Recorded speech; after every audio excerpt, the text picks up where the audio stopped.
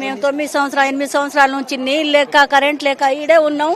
అసలు మాకు ఎవరు పట్టించుకునేటోలే లేరు. 9ంటికి వచ్చారు, అసలు మాకు ఏది చెప్పలే. అందరినీ కూడగొట్టి చుట్టూ కమ్మారు, ఇక వచ్చి పొలగొట్టారు. ఏమి ఇయ్యలే, ముందు ఏం చెప్పలేదు అసలు ఏం చెప్పలే. 9 సంవత్సరాలు అండి కింద బజార్లో ఇల్లు లేరు, ఎవరు లేరు. ఇల్లు కట్టుకొని ఉన్నా నేను కష్టపడి. అదంతా 2 ఇల్లులు కూలగొట్టారు. నాది నా బిడ్డది. 2 ఇల్లులు కూలగొట్టి అంత ఆగమాగం చేశారు. సామాన్లు ఎత్తుకపోయారు, అన్ని గీట్లు తలుపులు అన్ని సామాన్లు కూడా తీసుకుపోయారు. గేట్లు తలుపులు అన్ని ఇష్టంతోనే కట్టుకున్నామండి. 100 గజాలు వచ్చినాయి అని కట్టుకొని ఇక్కడే ఉన్నా నైట్ పగులు.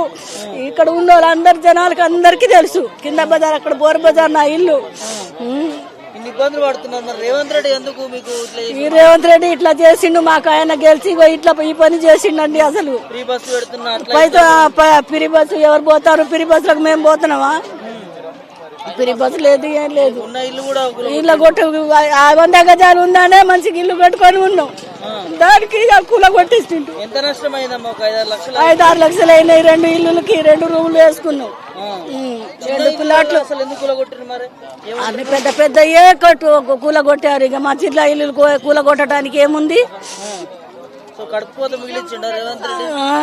మిగిలిచిండు, ఏం మిగిలియలేదు. అన్ని నాశనం చేసిండు. రోడ్డు మీద నా సామాన్లు అయితే కిరాయి ఇంట్లో బయటనే ఉన్నాయి. రోడ్డు మీద బయటనే పెట్టుకొని ఉన్నాం కిరాయి ఇంట్లో. మహిళలు అంటే గౌరవం ఉంది, మహిళలకి మీ పెద్ద పీట ఇస్తా అన్నాడు రేవంత్ రెడ్డి. ఏమీ లేదు. ఏమి ఇచ్చిండు రేవంత్ రెడ్డి? ఏమైనా ఇచ్చిండా? ఎవరో దగ్గర ప్లాట్లకి ఇల్లు కొట్టుకొని ఉంటే అది కూడా కూలగొట్టించిండు.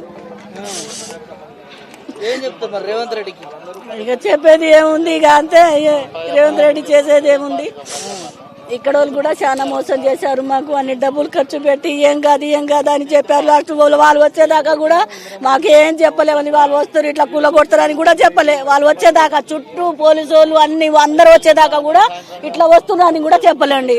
వాళ్ళు ఇక్కడ వచ్చేదాకా పడుకునే ఉన్నాం. దౌర్జన్యంగానే కూలగొట్టారు. ఎవరు ఇక్కడ వాళ్ళు అసలు ఎవరు లేరు, అందరు పారిపోయారు. ఎవరు ఉన్నారని ఇక్కడ ఎవరు లేరు. ఇల్లు కావాలంటావా? ఏం చెప్తావమ్మా? మరి ఇల్లు కావద్దండి, ఏడు ఉండము. ఇల్లు కాకుంటే ఏడు ఉంటాం మేము.